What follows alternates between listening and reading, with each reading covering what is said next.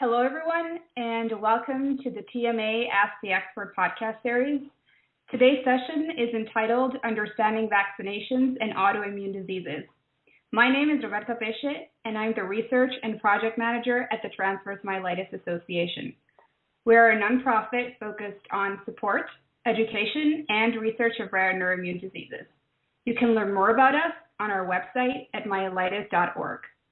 Chitra Krishnan, Executive Director of the TMA, will be moderating our podcast for today. A few housekeeping pieces before we get started. This podcast is being recorded and will be made available on the TMA website at myelitis.org. It can also be downloaded via iTunes. During the call, if you have any additional questions, please send them to us via our Facebook page at facebook.com/myelitis. Great. Thank you, Roberta. We're excited to be joined by Drs. Benjamin Greenberg and Terry Schreiner on today's podcast. Dr. Greenberg is an associate professor at University of Texas Southwestern Medical Center. He is recognized internationally as an expert in rare autoimmune disorders of the CNS. Dr. Schreiner is a neuroimmunology specialist at the University of Colorado and a pediatric neurologist at Children's Hospital, Colorado. She is subspecialized in pediatric onset demyelinating disorders of the CNS and has begun a multidisciplinary clinic for children with these disorders.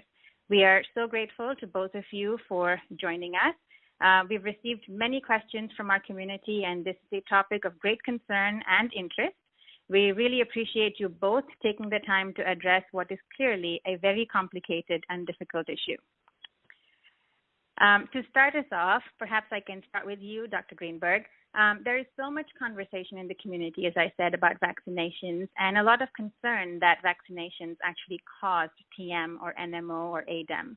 From a public health perspective, and we talk about causation, we talk about many factors, like the timing, a biological plausibility, and so much more.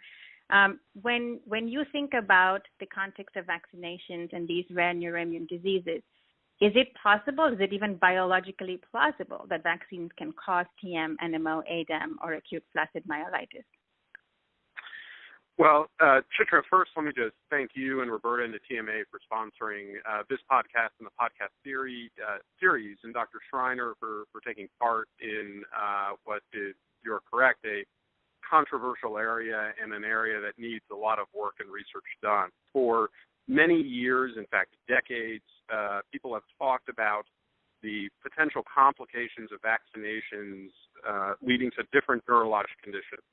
And it's been well documented in the lay press as well as the literature, concerns about links between vaccinations and autism, concerns about links between vaccinations and multiple sclerosis, concerns between about vaccinations and the link to transverse myelitis or Guillain-Barré.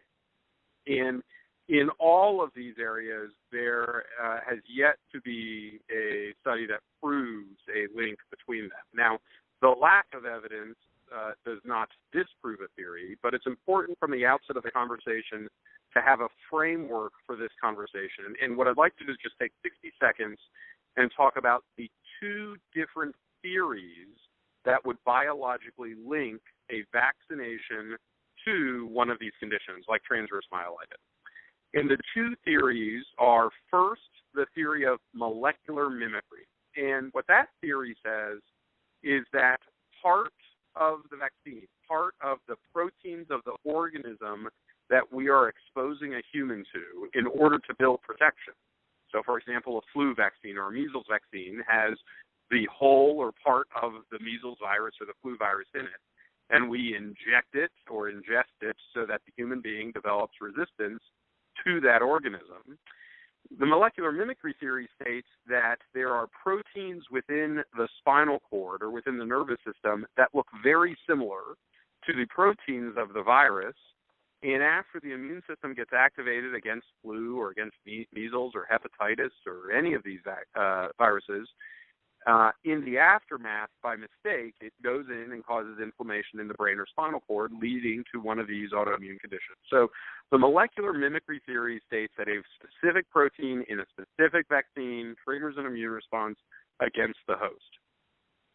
The second theory that links vaccinations to these autoimmune conditions does not specifically need a certain protein from a virus. This theory states that there are people who are predisposed or are in fact incubating these autoimmune conditions, meaning they are walking around with everything necessary in their biology to have a transverse myelitis event or an ADEM event or a multiple sclerosis attack or an NMO attack, and that the vaccination leads to generalized inflammation that triggers a pre-existing condition.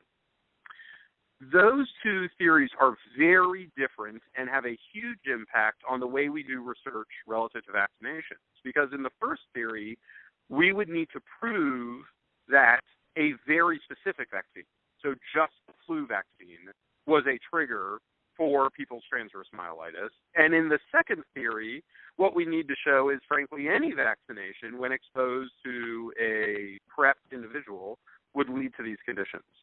So there are two biologically plausible theories that could link vaccinations to these events. Unfortunately, as we talk about on today's call, we're going to go through the data and talk about where we're missing data and where the data has either substantiated or not substantiated these claims. Okay, this is Terry Schreiner. I think I'll just jump in there and say I think that is a wonderful overview of the scenario that we are looking at, which is very complex and comes up so often in clinic. And so it's a pleasure to be able to have a discussion today and to address some particular questions regarding this very pertinent topic. I will add just a couple things to what Dr. Greenberg has already very eloquently described, which is that we refer to vaccines as if they are all the same, and we know that there are different types. That's important to consider as we look at all the evidence and think about, which types, if there were any link, would be more prone to cause an immune response.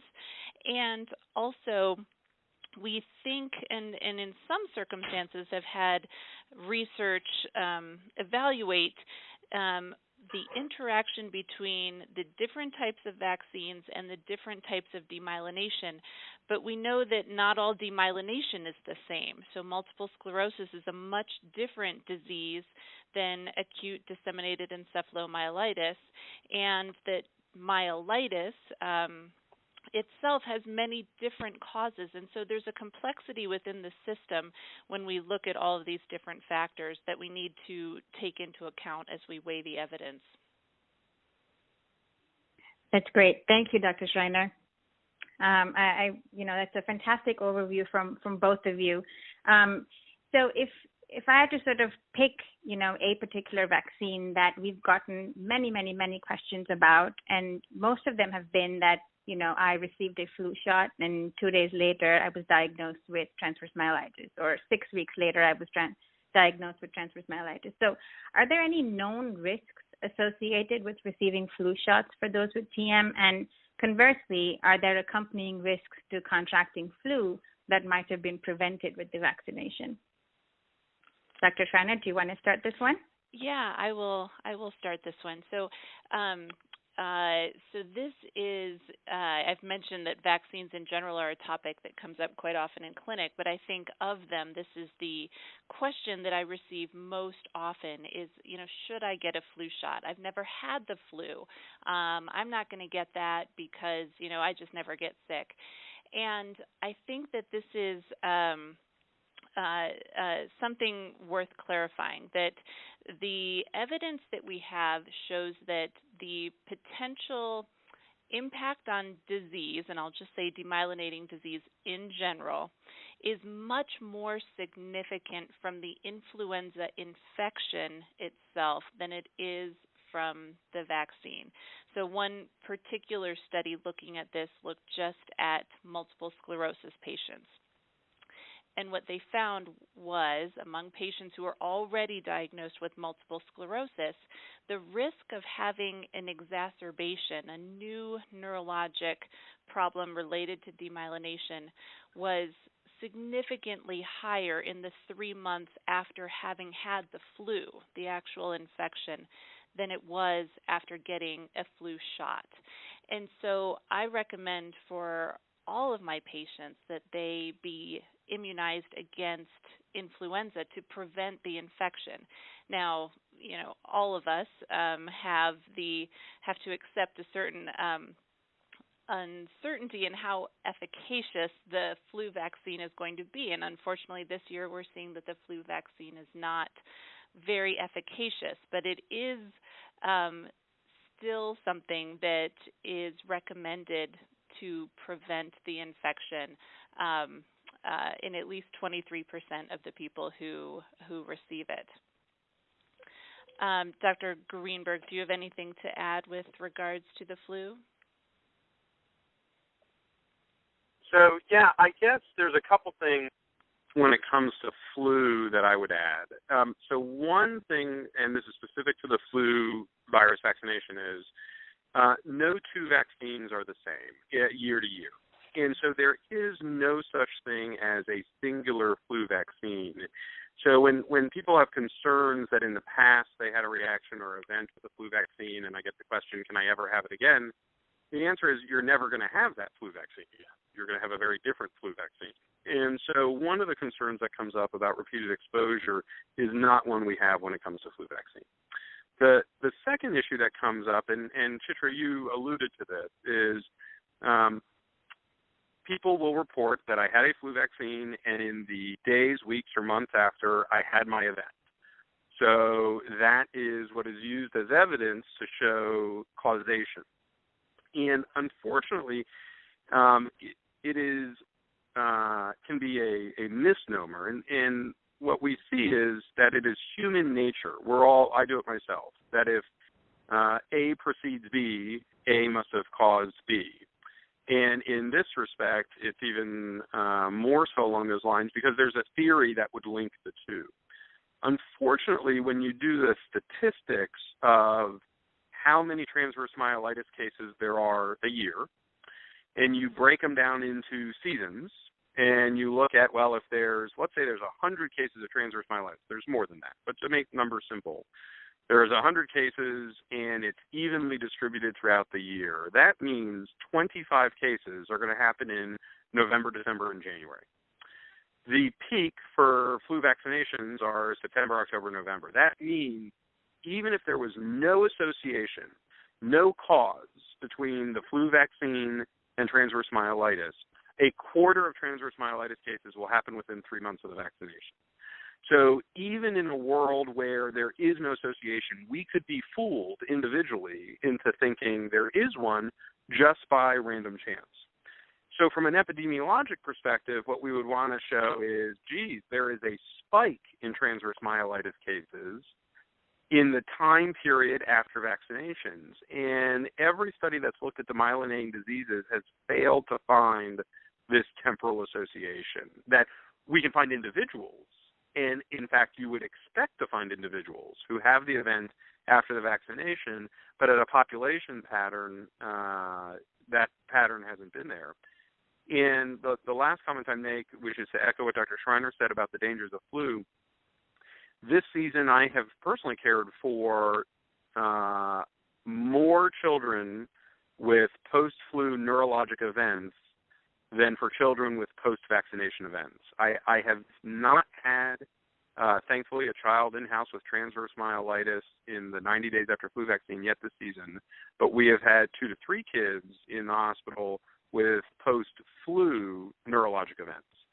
And so while we all weigh the risks and benefits of putting things in our body, we do have to recognize there are distinct advantages when rolling the dice with taking the vaccination. That's great. Thank you. And, so this also, you mentioned 90 days, and we just got a question on Facebook about this as well. So what would ordinarily be a time frame that you would consider biological plausibility? 3 months, the cutoff? Yeah, I don't think anybody knows. So it depends on which theory you're talking about. So if you're talking about molecular mimicry, in theory, there isn't a specific time cutoff. In theory, you could get a vaccination this year that primes your immune system against a protein, and then far later in your life, it gets triggered to actually give you the event. Whereas in the other theory, where the vaccination is the trigger for the pre-existing autoimmune condition, you would expect for it to trigger it, I would argue scientifically within 60 days, really within 30 days. And likewise, you could make the argument that some reactions would be too soon to be biologically plausible. So, for example, somebody having symptoms within 24 hours after the vaccination, that's probably not long enough for it to trigger a spinal cord event.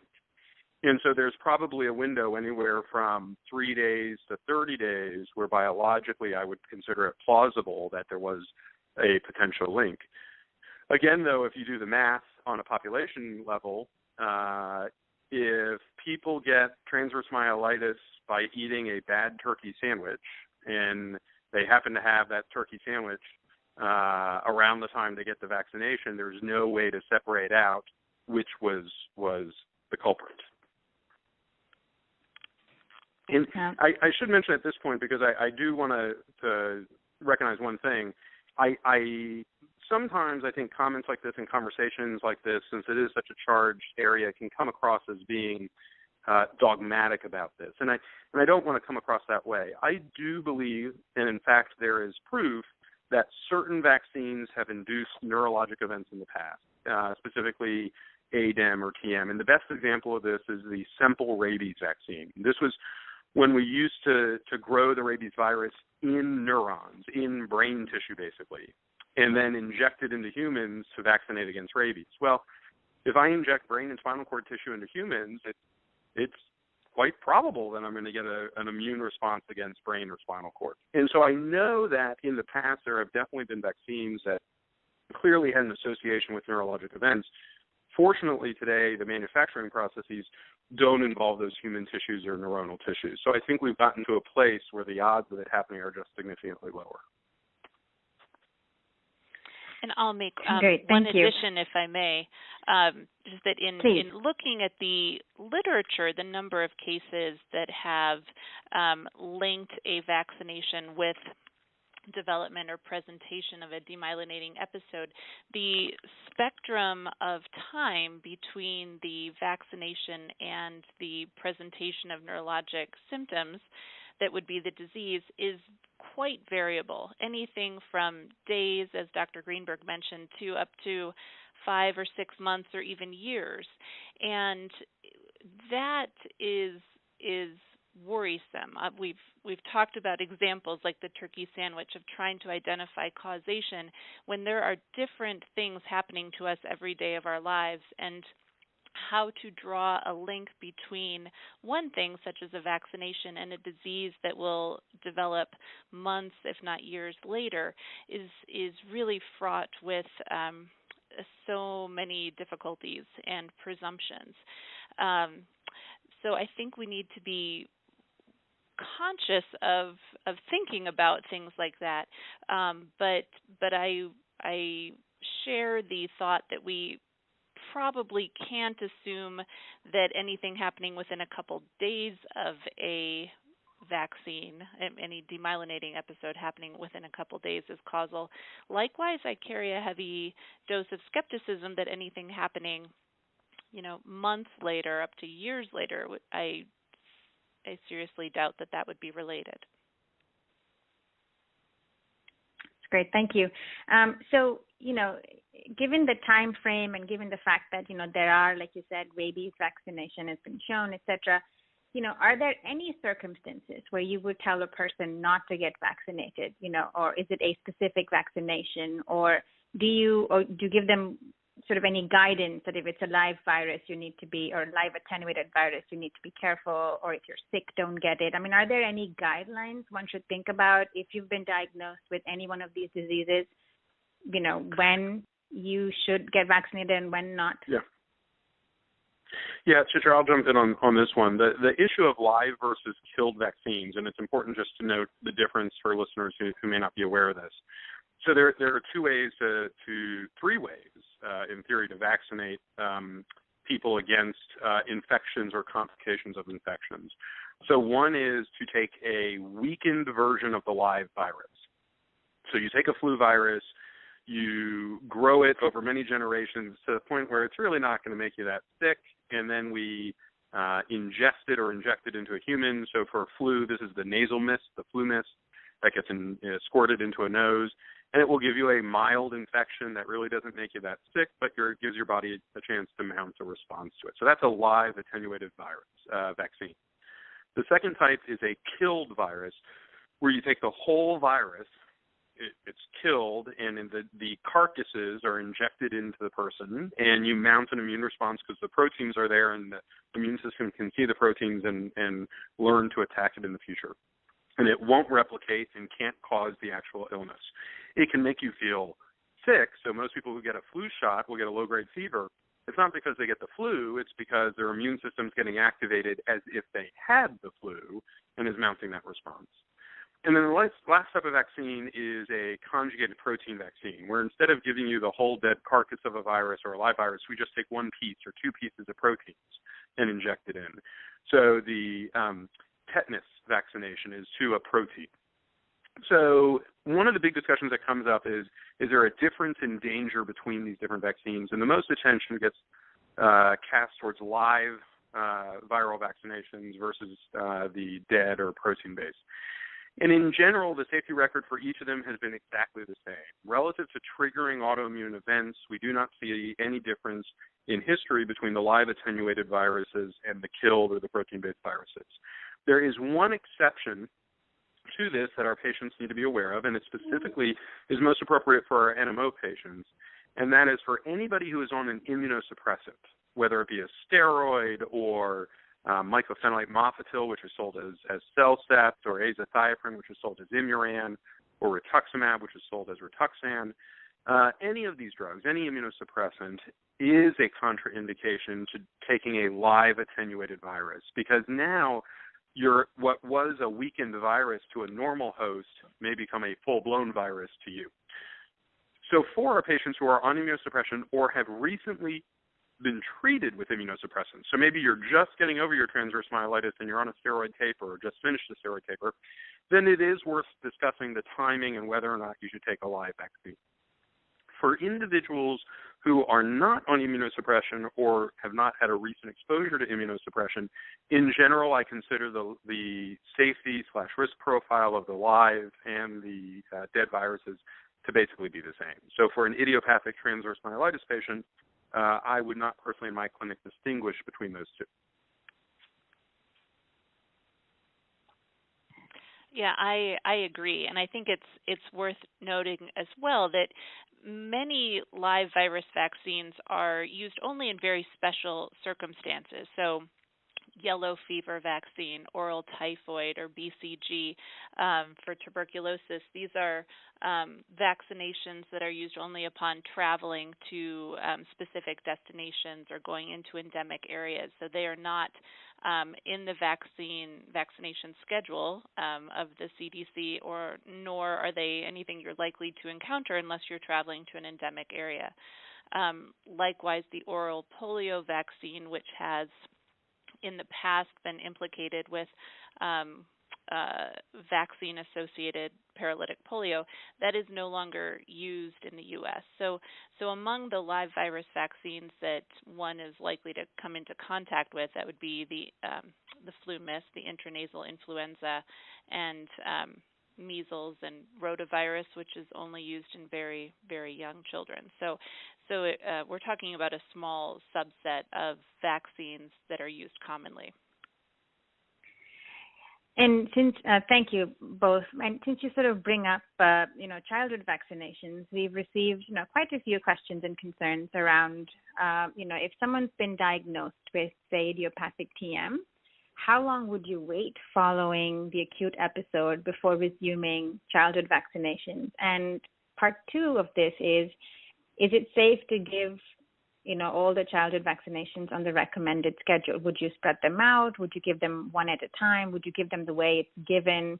There's a lot of concern around receiving childhood vaccinations. Dr. Schreiner, can I ask you this question to start us off? Yes, absolutely. So I'll start with the first question that you posed, which was if a child is just getting over what is presumed to be an idiopathic transverse myelitis, when might it be appropriate to resume a vaccination schedule?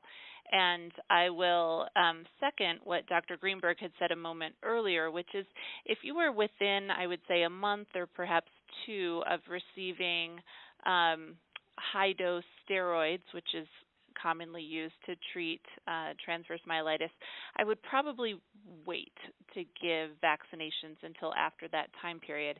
And the reason is the high-dose steroids that we use on purpose to calm down the immune system, so to quell the inflammatory response in an idiopathic transverse myelitis, it doesn't discern calming down in one area of the body but not in another. And so administering a vaccine to someone who has a lowered immune system is not only unlikely to benefit the patient because they won't be able to generate an immune response that we're hoping for with a vaccine, but if they are getting, for example, a live virus vaccine, it's risky, and that would be an exception that I would take. But I do believe that everybody should be getting their vaccines. Now, the CDC has a very prescribed time period for giving each of the recommended vaccines. And they also have a complementary schedule, which is, okay, if you fall behind, if you miss a vaccine or sick, here's how you go about making up for the delay in vaccination. And so there is a very formal way of catching up if you have missed a couple. Is there any advantage to breaking them up? For example, at 4 months, 2, 4, and 6 months, and I know we're talking about very young patients here, there are, 5, 6 vaccines that are recommended at each of those time points. And so one question I often get is, I really don't want to give all of these vaccines on the same day, even in a healthy child.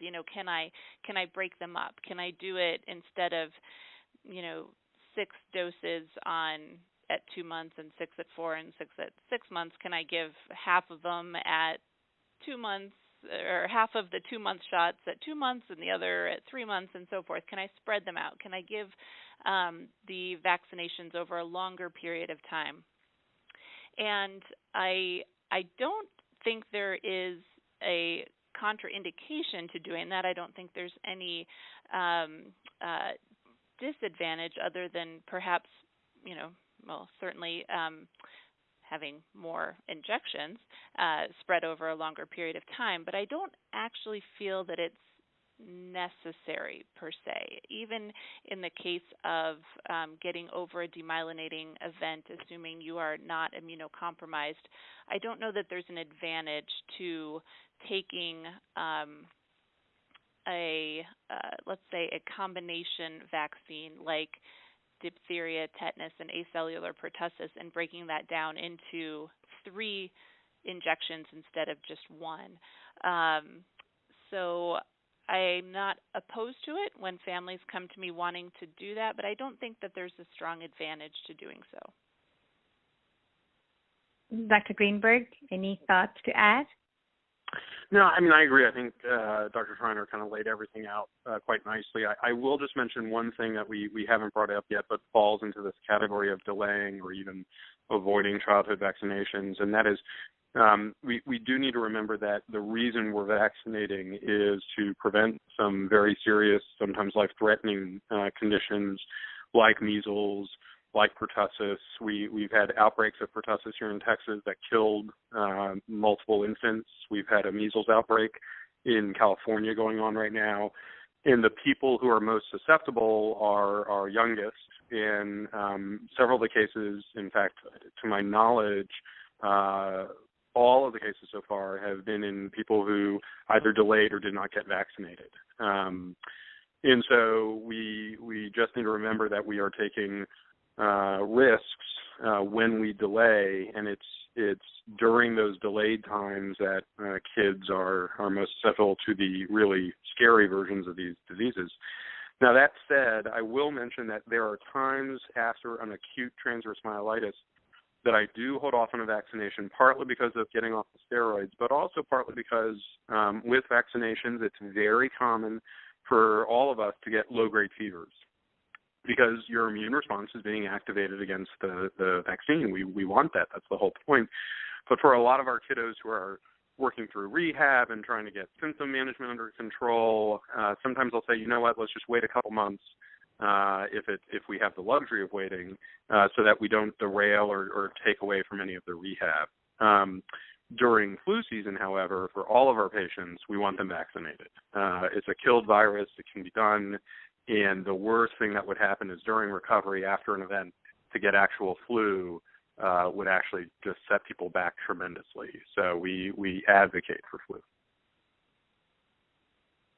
Thank you both. That was, a very, very clear response to the questions that we get asked a lot. So, talking about combination vaccines, even since it was in kids, in adults, when people are traveling or people are getting, say, flu and Hep B, you would sort of say the same thing, that it's, is it safe to have, multiple vaccinations when you're traveling abroad if you've been diagnosed with TM? Yeah, I'd say in general the answer is yes. I would just say that people need to be prepared for this phenomenon of during that low-grade fever, could their symptoms transiently worsen? So I definitely have patients who've had transverse myelitis who get a vaccine home or abroad or anywhere, who for a few days after old symptoms become more intense and everybody worries about a relapse occurring or brewing. And when we look at these folks, we don't find any evidence of new inflammation, but it's pretty common with those low-grade fevers just to have old symptoms come back. So if you're doing it for traveling, you just need to be aware in the days after the vaccination. You may not feel so great, but it should wear off. And that's a great point to bring up, because people have asked, are you aware in your practice, having a recurrent attack after receiving a vaccination? And in many cases, as you say, it's just a worsening of symptoms. At what point do you sort of differentiate between worsening of symptoms and a recurrent attack? Well, I can tell you our approach, and I'd welcome Dr. Schreiner's kind of comments on this as well, because everybody, I think, has a slightly different approach. So in general, when we have a patient who's had prior inflammatory neurologic disease, transverse myelitis, ADEM, neuromyelitis optica, who contacts our clinic or presents with symptoms, they fall into two categories from the outset. They're either symptoms that have been experienced before, or they are symptoms that are completely new. So, for example, if somebody's transverse myelitis gave them leg weakness and numbness 5 years ago, and they come in with a recurrence of weakness and numbness in those legs, then that would fit into the category of it's the old stuff returning. Whereas if they come in and say, my right arm isn't working, and I never had right arm issues, then it's in the latter. For the latter, we always presume it's in new inflammation until proven otherwise. So if an area of the body that's never been affected is affected, we work that up as a relapse. If somebody comes in and it's a reemergence of old symptoms, in our experience, statistically, it's almost always something else going on, not new inflammation. This is something called an Uthoff's phenomenon. So either there's a urinary tract infection, either there's a sinus infection, they haven't been eating well, they're dehydrated, they haven't slept well, maybe they got a vaccine and their immune system is activated, but something to throw their compensation off such that old symptoms become more pronounced. In my experience, we definitely have had that occur after vaccination. I've had several of my patients who in the couple days after a flu vaccine have had an intensification of prior symptoms. I personally have yet to document for any of my idiopathic transverse myelitis patients a single recurrence after vaccination. I am not aware of one, but I would definitely welcome Terry's kind of perspective on this. No, I agree. I have not seen a recurrence of a transverse myelitis following vaccination or even illness after just an idiopathic TM. So meaning I have not seen new symptoms develop in a patient who has had just an idiopathic transverse myelitis. I do agree that anything that really disturbs the homeostasis of a patient who has had a prior demyelinating event is going to cause a unveiling of return of symptoms that they have had in the past. And so when I receive a phone call from a patient or a family of a patient who says, the patient is experiencing these symptoms. Yep, it's the same stuff they had a year ago, 2 years ago, 5 years ago. Then we kind of launch into an investigation of what's disturbing the homeostasis. Is the patient well? Do they have any sick symptoms? Is there any sign of a urinary tract infection? How have things been going? Sleeping well, eating well, and so forth. And most often that is where we find the explanation. There's something that has caused the unveiling of those symptoms from before. And once you attend to whatever that cause might be, the symptoms abate, and then the patient will return to their prior baseline. Duration of symptoms can also be a clue. So if there is some disturbance of homeostasis, there's something going on, and we attend to it and the symptoms still don't improve, then we need to think a little bit harder about that.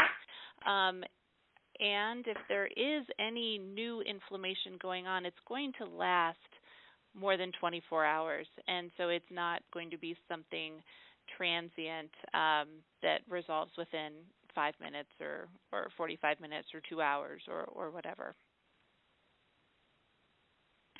Great, thank you. I have about 4 questions that are about specific vaccines, and the first one is about shingles.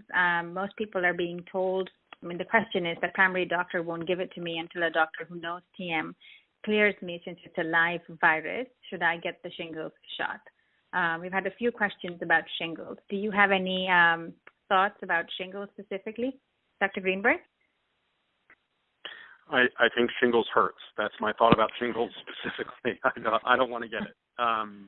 But in seriousness, it's a live vaccine, so it fits into that category I discussed before relative to it's probably got the same safety profile as the killed vaccines. Relative to risks for transverse myelitis or triggering an event. It's got its own safety profile in terms of can people get mild cases of shingles with it. That's extraordinarily rare. But in terms of triggering neurologic events, it's got a very good safety profile. Now, when talking about vaccinations, we lump them, we spend a lot of time lumping them all together, and Chitra, I think it's a good idea to talk about some of the nuances for each. We mentioned that, for example, a flu vaccine is different every year. The shingles vaccine is the same all the time. But the other thing that is different about these conditions is about what we're trying to protect against. So there are certain conditions we're trying to protect against. I think measles and flu are great examples where they are highly contagious. They can spread from person to person before an individual is symptomatic, and they are both linked with various serious complications, neurologic complications, and we have to remember that between 30 and 50,000 people die every year from flu or flu-related complications. So these are serious, life-threatening, quality of life-threatening illnesses. Shingles, which for most, if we're talking about adult populations, the shingles vaccine is being given to people who had chickenpox as a child and is being recommended to reduce the risk of having a shingles outbreak later in life. Shingles is a painful, blistering rash. It can be associated with neurologic complications, although they're relatively rare. It's just really painful to get. And so in the adult populations, if I have adults who, for any reason, say, I'm just not interested in the shingles vaccine, it doesn't represent the same level of outright concern to their health or well-being, frankly, as flu or measles in terms of risk to life or limb. Now, in children, it's different. The reason we are vaccinating in children is to prevent them from getting chickenpox, varicella, which the primary infection is associated with neurologic complications. So in kids who have never had a chickenpox exposure, I put the shingles vaccine into the category of we should get it as long as you're not on immunosuppression. In the adult, I'm open to the conversation of saying, you know the risks and benefits and make a decision. All indications for vaccines are not made equally, and so I think we have to take each one, and I think shingles is a good example. And Dr. Schreiner, what about MMR? I mean, so there have been a few questions about MMR as a vaccine. People are terrified to give it. You give boosters after one, for example. Have there been any studies that have linked MMR with any one of these demyelinating diseases? There have been studies looking at MMR, which is measles, mumps, and rubella. So vaccination, one vaccination against 3 different diseases, and studies looking at not only MMR with a separate immunization of varicella, but also the vaccination that is MMRV, which is all 4 of them together in one shot. And I don't know of any evidence that has linked that with an episode of demyelination. What is associated with the MMR vaccine is an increased risk of febrile seizures, particularly in young patients. But even so, it's a risk that's less than 1% of all vaccinations. I think it's 0.3%. But there is that risk that 7 to 10 days after the vaccination with an MMR, particularly because of the measles component, their child would be at risk for a febrile seizure. And there are other side effects, not neurologic side effects, that have been associated rarely with MMR as well. But I think, again, to sort of reiterate what has been said, the benefit of being vaccinated against MMR, and I'll throw varicella in there as well, outweighs any of these risks. And so I am a proponent of using either MMR with the separate varicella or doing all 4 together in the MMRV. One aspect of vaccinations that I think has led to a degree of comfort in the population presently is this thing called herd immunity. And so if you vaccinate enough people in a community, then the ability of that virus, if it breaks into the community, to spread and infect people is significantly inhibited because you have a preponderance of people within that community who are vaccinated who will not be able to get that disease. So there are unvaccinated people in a community who may benefit by the fact that everybody else in the community is vaccinated and they don't have to be, until an outbreak occurs in which there is not the same degree of herd immunity, like Disneyland in California or whatever, where the patients who have not been vaccinated will now be susceptible and very much at risk for getting the disease that is not just an inconvenience and a rash, but can cause serious side effects. Thank you. So, talking about herd immunity, another important question that we get asked a lot is about pregnancy and receiving, say, the pertussis vaccine, which, most pregnant women are asked to get. So if someone's been diagnosed with transverse myelitis prior to becoming pregnant, should they get the whooping cough vaccine? In general, I would say yes. I think it's got a tremendous safety record. We don't know of a specific association with these neurologic conditions, and based on the fact that we are still seeing infants each year dying from pertussis, we have to remember the reason for vaccinating mom is to ultimately protect the baby, and so it's obviously a personal choice. But I think the safety and the benefit far outweighs the risk. And I would agree. I know of no evidence of, risking or bringing a risk to either a pregnant mother or her fetus by vaccinating with either an inactivated virus or a tetanus toxoid, for example. And on this point, Chitra, I think it's worth to reiterate one other aspect of this, and that is, at least from my perspective, there is nothing we do that is risk-free. So I am not here on the podcast to say vaccines are 100% safe, they're never ever going to cause a harm, take it because it's only good and not bad. We fully accept that there are unknowns out there. And when there are unknowns, that means there is a potential risk. But we also have to put it into the total view of why are we doing it and what's the potential benefit. And if we look elsewhere in medicine for hints of what we're willing to do without really giving it a lot of thought, it's pretty interesting. So, for example, anybody who's had a heart attack is going to go on aspirin or another medication. And people will go to the store and buy aspirin and take it every day and really not give it much thought. But the percentage of people who have major bleeding events is been statistically defined. We've seen it in every study. They can be life-threatening, life-changing events, and that rate is statistically going to be a log-fold higher than the complication rate of vaccinations, because we're having a hard time even measuring the impact of vaccinations, and yet with the aspirin we can do it. And yet there's not as much thought given to aspirin and major bleeding risks in patients who've had heart attacks or diabetics trying to prevent it.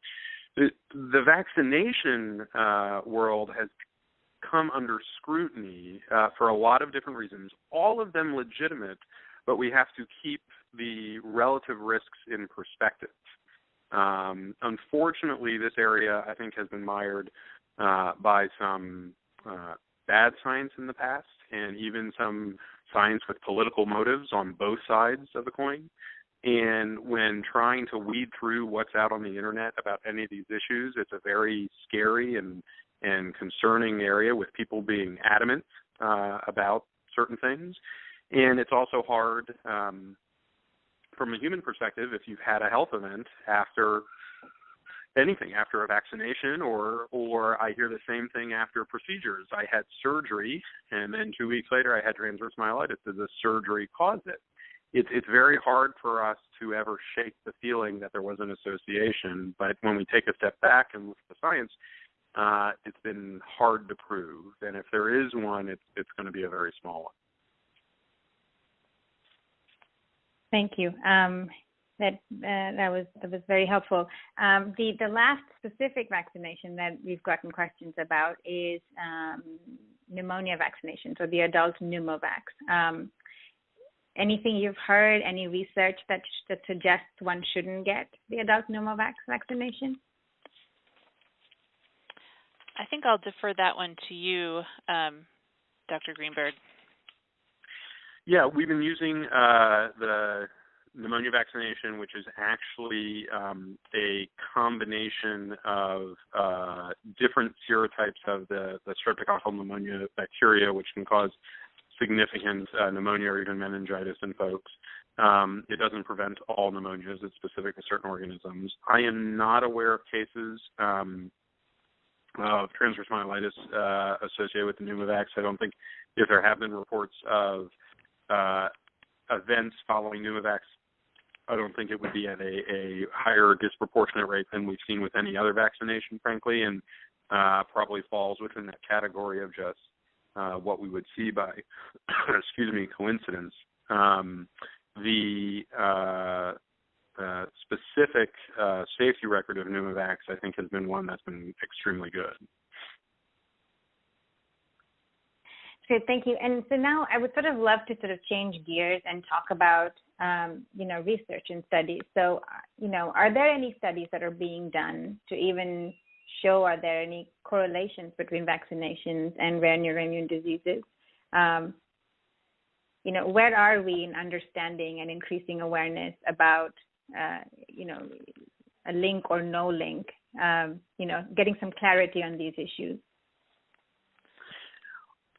Well, if I can make a plug for two things at this point around that issue, and then also get Terry's input on different research going on. I'll jump at it. So one plug I'm going to make is there is a currently enrolling study for pediatric transverse myelitis patients called the CAPTURE study, which the TMA has been a lead advocate for. And what we're looking at is outcomes in children with transverse myelitis. We're specifically looking for kids within the first few months of their illness. So if anyone on the call hears of families or friends, while we hope that's not the case, if it does occur, please get them to the TMA to get signed on for the CAPTURE study. Part of the data we are collecting is about recent vaccination or infections, just so we can keep track, and it's one of the ways we're trying to collect data. The second plug I'll make is here at UT Southwestern, we do have a longitudinal study going for both transverse myelitis and neuromyelitis optica patients, where we are collecting vaccination data and trying to get a sense as to the relative rates of post-vaccination events, and is it higher than expected, or is it statistically what we would expect? One of the national approaches to this, and I can let Dr. Schreiner talk about this, is not a great one. It's called the VAERS system, the Vaccine Adverse Event Reporting System. And Terry, is this something you can speak to and give an explanation of? Yeah, I can talk to that. So the VAERS, V-A-E-R-S, Vaccine Adverse Event Reporting System, is a monitoring system established by the Centers for Disease Control and Prevention as a repository for anyone to report any occurrence, any health issue happening within a time period surrounding vaccination. So it is a self-reporting database, so to speak. So the data is only as good as what people report, but it is a means of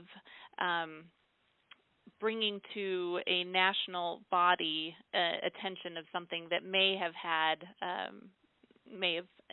been influenced by having a vaccine. So this is publicly available data. I looked at it last night. You can, query. I think there are 15,000 events in the last year, most of which were, rash and skin type reactions, as I could tell. But it is publicly available, but it's also reviewed by the CDC to see if there are any trends in what is being reported. So this is something that I would encourage if you or someone you think has had an event that could be related. It doesn't, obviously we've discussed the difficulty in causation, but if there is something that has happened in proximity to a vaccination, this would be one way of reporting it, of bringing it to a body, to a governing body. The other thing I will say about research in this area is that it's very difficult because we're looking for occurrences that are already very rare. So we have, millions of people getting vaccinated. We're looking for a very rare occurrence like transverse myelitis, optic neuritis, whatever. And so the studies that have the most robust data are studies that have been done in countries like Denmark or Sweden or even Canada, where they have 100% catchment. So they don't have an Aetna and Blue Cross and care is provided within a national network, so everything can be collected and reviewed in large numbers. And so the data that we have, that we feel pretty confident about when we look at potential impact of vaccinations, comes from those very large systems, an entire country of people being vaccinated, the most recent of which was a study that just came out about the HPV, human papillomavirus, that we haven't talked about yet, but this particular study was done in Denmark and Sweden over, a 7-year period, and they looked at everybody that was vaccinated and everybody that was unvaccinated, and then whether or not there was any difference in the number of people who developed multiple sclerosis or any other demyelinating disease between those populations. And they found that there really was not any difference. And so this is a study that involved, millions, over about approximately 4 million people. And this is the kind of data that we feel good about when we know that we have looked at that many individuals being vaccinated, and we have some, and we don't see any indication that there is a link between a disease and the vaccination. Great, thank you. Thank you for also covering the HPV vaccine question that we do get asked often about. Sort of in the last couple of minutes that we have during this podcast, would you each be able to give us sort of take-home messages that we should be thinking about and be aware of? Can I start with you, Dr. Greenberg? Yeah, I think the take-home messages, based on my read of the data and the experience, is that the mainly online, very strong, I dare I say, opinionated concerns over vaccine safety, I think have crept into our mindset and I think exaggerate an issue that is, while potentially possible, much smaller in existence than anyone suggests. And one of the things I'll remind people is when you think anything has caused a bad harm, whether it be a procedure, a car accident, a vaccine, or a bad piece of sushi, you are 20 times more likely to post about it online or write about it or get involved in an action about it than for people who just have an event with no identifiable cause. And so we don't hear from the masses of people who just had transverse myelitis with no vaccination beforehand because they have no reason to post. And that's the overwhelming majority of patients. And so while I think as a scientist I have to absolutely concede the biologic possibility of a link, the practical implications of that based on the data is to say while there is risk, the benefits of vaccination far outweigh and are quite quantifiable the potential risk both to ourselves, our families and loved ones, and the greater community, as well as in individuals who've already had an event. I think the safety of continuing with vaccination and the benefits that are achieved far outweigh the risk. So we are not blind or ignoring the potential link, but I think the data gives us a very reassuring place to be. And I would agree. I think as we look at any medicine to start, any action to take, anything in our lives, we always have to balance the risks and the benefits. And without causing alarm, I would like to remind everyone to think about the risk that does come with infections, with primary infections of these diseases for which we now have vaccines. So there is a risk of not vaccinating. It can be severe, whereas we have a preponderance of evidence that shows that the risk of ill effect after vaccination is really quite small compared to the benefit. And so I would encourage a weighing of those options, not only with vaccinations, but truly with everything in life. We have choices, but in this instance, I would recommend vaccination. And I guess I'll throw in one caveat as well, which is that we are doctors, but we are not your doctors. And so having a discussion with your care provider about this as well would be something I would recommend, so that you have a partner in the decision making about the risks and the benefits. I hope this has been helpful to you. This has been fantastic. Thank you both. It has been really, really helpful, and thank you for tackling what is clearly very controversial and very difficult issue. And as you said, you need a partner in making these decisions. This podcast will be recorded and made available for those who haven't been able to listen in live to this conversation, and it's also downloadable on iTunes.